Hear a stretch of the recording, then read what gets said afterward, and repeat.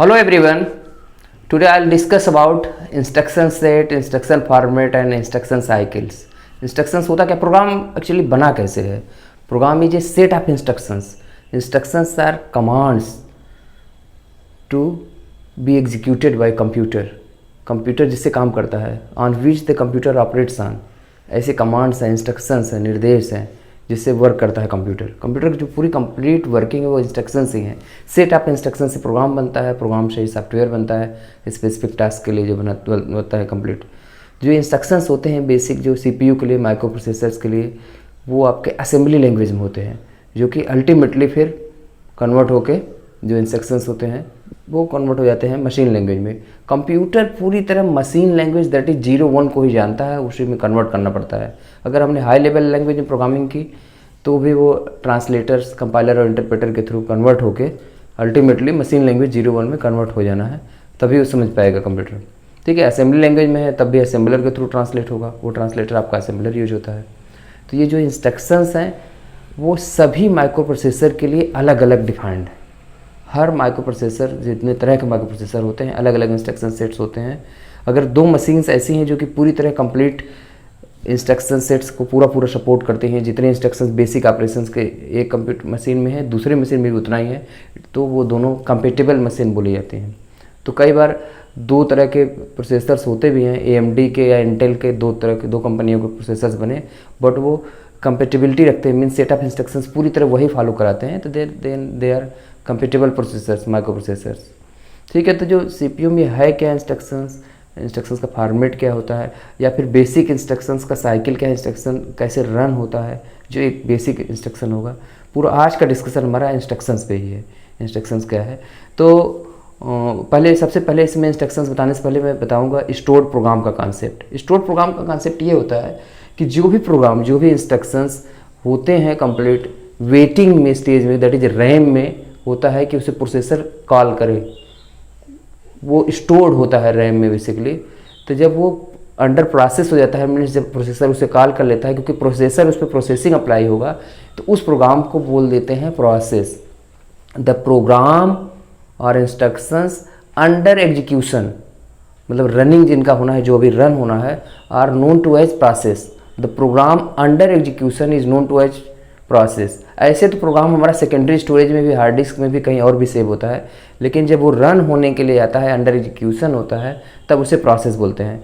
तो वो particular programme सबसे पहले रैम में स्टोर होकर रखा जाता है, इसीलिए इसको बोलते हैं स्टोर्ड प्रोग्राम कॉन्सेप्ट. स्टोरिंग का फंडा, क्योंकि रैम में होता है, कोई प्रोग्राम रन होने के लिए उसका रैम में होना ज़रूरी है. रैम में जब स्टोर हो जाता है डेटा या प्रोग्राम, तब फिर प्रोसेसर रैम का रेफरेंसेस जनरेट करता है, वहाँ से फेच करता है, ब्रिंग आउट करता है, और इंस्ट्रक्शंस रन होते हैं डिकोड होके. तो ये पहला कॉन्सेप्ट आपका है स्टोर्ड प्रोग्राम का. The program and data on which computer operates are stored in main memory waiting to be processed by the processor. This is called the stored program concept. इसी stored program के ही concept पर पूरा computer work करता है. शुरू में working computer का जो वर्किंग हुआ करता था एकदम स्टार्टिंग में, फर्स्ट जनरेशन से पहले, स्टोर प्रोग्राम का कॉन्सेप्ट नहीं था. वो सीधे प्रोसेसर ही सीधे डेटा लेता था, प्रोसेसिंग करता था. अभी क्या है कि रैम के थ्रू जाता है, तो रैम में जो वेटिंग में है, जो प्रोग्राम डेटा जो हमें ज़रूरत है मिनिमम, वो रखते हैं, फिर वो एग्जीक्यूट होता है. इसी को बोलते हैं स्टोर्ड प्रोग्राम. ये इसी कॉन्सेप्ट पर पूरा कंप्यूटर वर्क करता है. ये कॉन्सेप्ट दिया गया है किसी के द्वारा, और उसी से पूरा कंप्लीट सेटअप वॉन न्यूमैन ने बेसिकली दिया था. इसी के बेसिस पे पूरा कंप्यूटर का वर्किंग शुरू होता है. तो हम फिर मुद्दे पे आते हैं आपका कि इंस्ट्रक्शन हमें बताना था आपको. तो very first is the instruction format. Instruction जितने होते हैं कंप्यूटर माइक्रो प्रोसेसर में या कंप्यूटर में सपोर्ट करता है, जितने बेसिक ऑपरेशंस के लिए जितने इंस्ट्रक्शंस होते हैं, उनका एक फॉर्मेट होता है. बेसिकली इसके 2 पार्ट होते हैं, दैट 2 कैटेगरी होते हैं, ऑप कोड और operand code. Op code means operation code.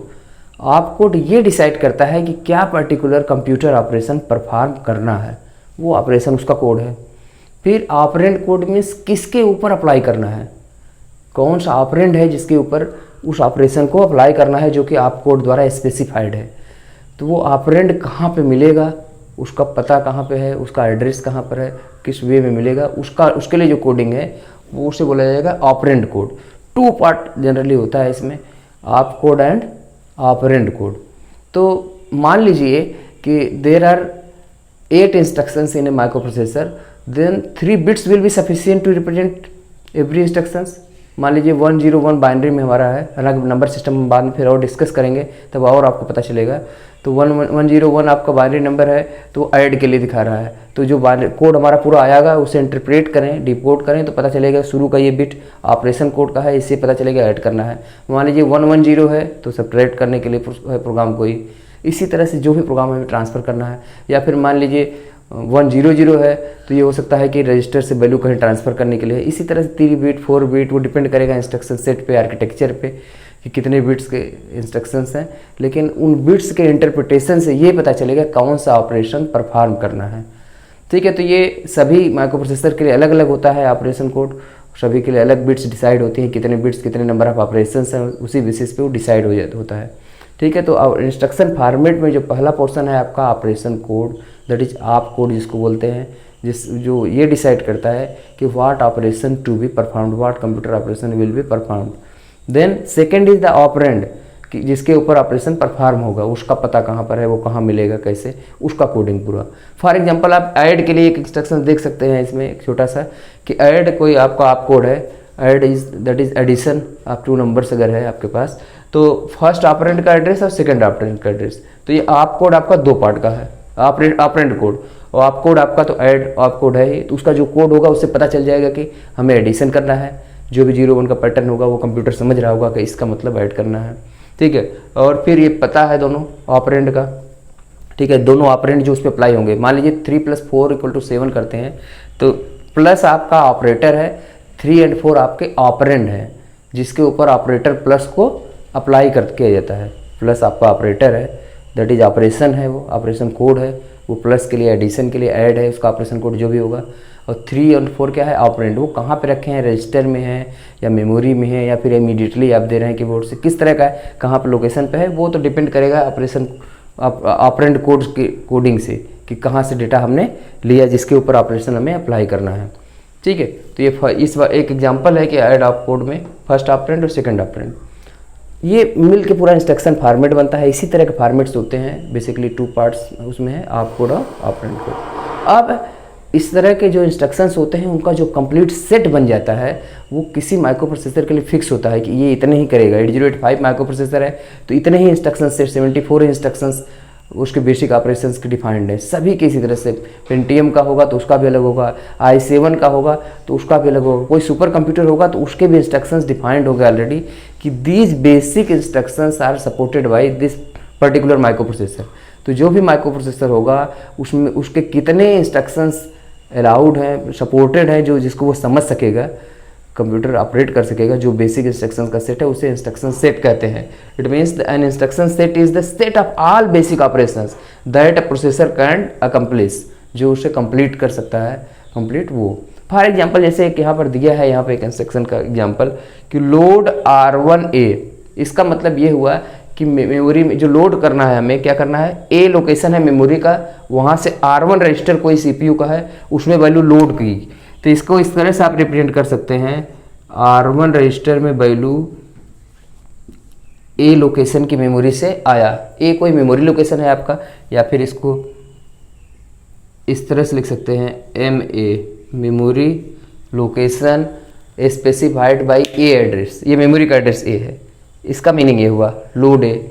दूसरा है एक इंस्ट्रक्शन है ऐड R1B, इसका मतलब ये होता है आपका कि R1 रजिस्टर में जो हमारा एक रजिस्टर की वैल्यू आई थी उसी R1 रजिस्टर के कंटेंट में मेमोरी लोकेशन B की वैल्यू को हमने ऐड कर दिया एक तरह से R1 में अब क्या आ गया, A की वैल्यू थी आ गई है पहले वाले लोड वाले से, दूसरे वाले में क्या हुआ कि B लोकेशन पे मेमोरी लोकेशन B में जो वैल्यू है वो ऐड हो गई R1 के साथ, इसमें आ गया। फिर अगेन क्या हुआ, स्टोर R1X, जो R1 रजिस्टर में है वैल्यू उसको नए मेमोरी लोकेशन X में स्टोर कर देते हैं। ठीक है, तो ये सीक्वेंसिंग सभी माइक्रो प्रोसेसर के अलग अलग होगी। ये एक एग्जांपल के लिए बस है कि हमने यहाँ पर a प्लस बी को ऐड करना था। a b दोनों मेमोरी लोकेशंस थी, जो मेमोरी दैट इज रैम की लोकेशन जहाँ पे डेटा इंस्ट्रक्शन लोड हुआ है रन होने के लिए, वही स्टोर प्रोग्राम का कॉन्सेप्ट है। क्योंकि कोई प्रोग्राम रन होने के लिए रैम होना जरूरी है, मेमोरी होना जरूरी है, तभी प्रोसेसर उसी से इंटरेक्ट करेगा, वहाँ से वैल्यूज लेगा और रजिस्टर में अपने लाएगा, CPU जो उसका वर्किंग मेमोरी है, और वहाँ पे प्रोग्राम रन होता रहेगा। ये सब सेकेंडरी से इसमें लोड हुआ हो सकता है कीबोर्ड से लोड हुआ हो, रैम में कहीं से भी हुआ हो, लेकिन CPU सिर्फ रैम से ही बातचीत करेगा, मीन्स वहीं से इंटरेक्ट करेगा और वहीं से वैल्यूज आएंगी। तो ए लोकेशन, ए एड्रेस है, A is the address of the memory location specific in the RAM. तो ए लोकेशन पे जो वैल्यू है मेमोरी लोकेशन पे, वो वैल्यू R1 में आ गया रजिस्टर में। फिर बी लोकेशन पे जो वैल्यू है वो R1 रजिस्टर के साथ ऐड होके फिर से R1 में ही रह गया रिजल्ट। फिर वो रिजल्ट आपका X कोई एक लोकेशन है जहाँ पे हमने सेव कर दिया है a प्लस बी की वैल्यू। तो ये एक एग्जांपल है, ये कि इंस्ट्रक्शन सेट है।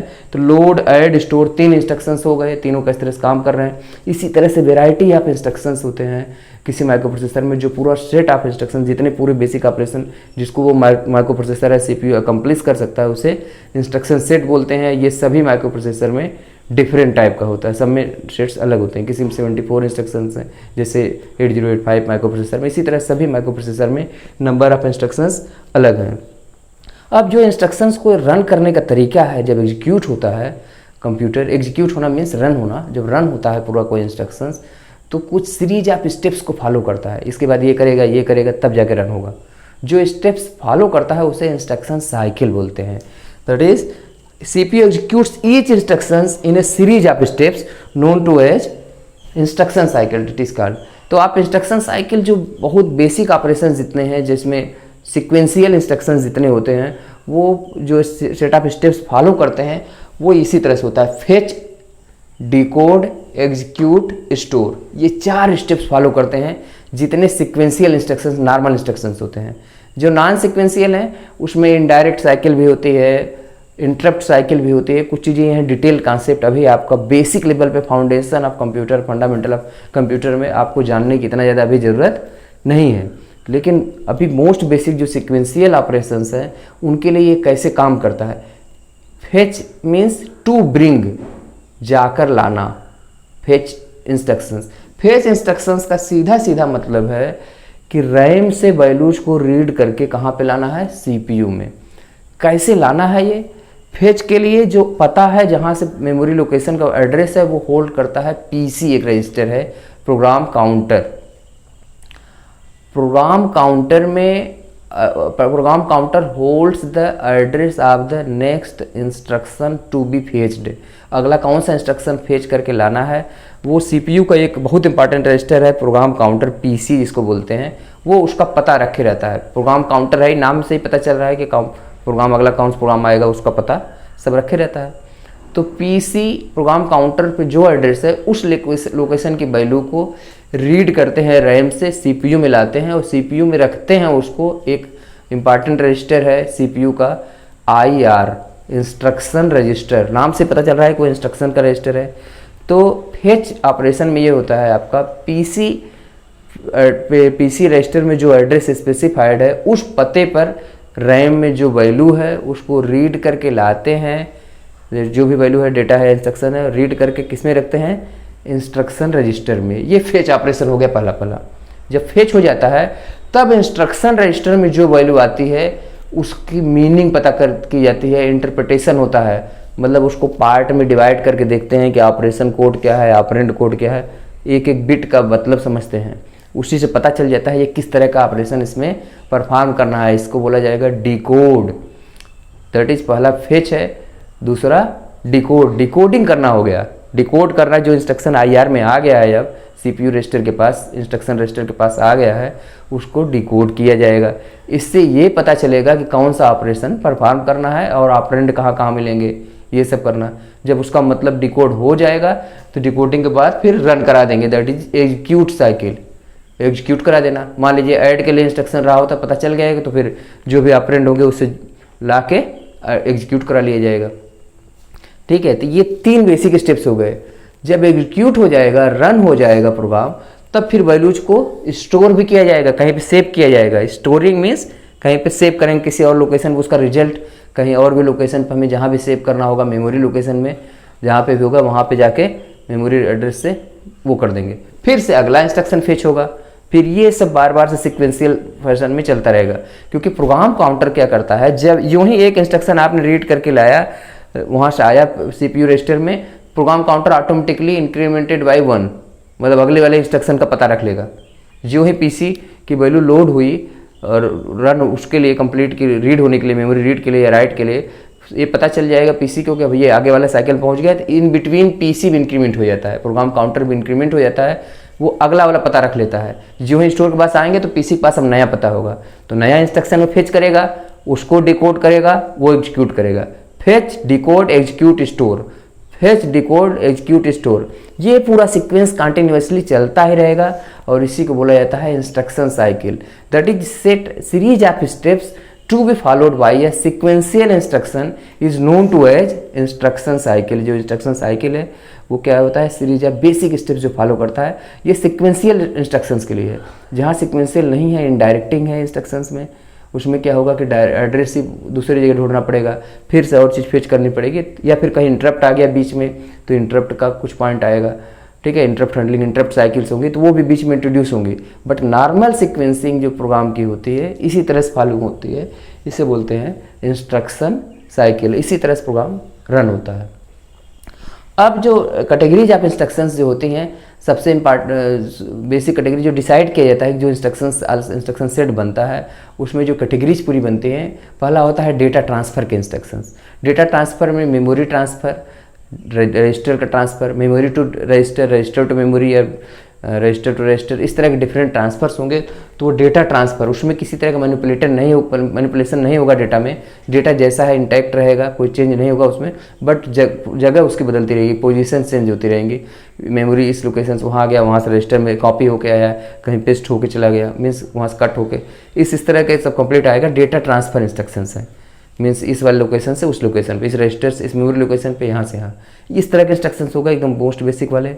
फिर arithmetic instruction, addition, subtraction, multiplication, division, increment, decrement, ये सब इंस्ट्रक्शंस इस तरह के जितने आ रहे हैं आपके, ये कॉम्प्लीमेंट, ये सब पूरे कंप्लीट आपके क्या हो जाएंगे, अर्थमेटिक। लॉजिकल में logical and, logical or, XOR, जो डिफरेंट ऑपरेशन, लॉजिकल ऑपरेशंस होते हैं, वो सब ऑपरेशंस, इस ऑपरेशन के इंस्ट्रक्शंस होते हैं।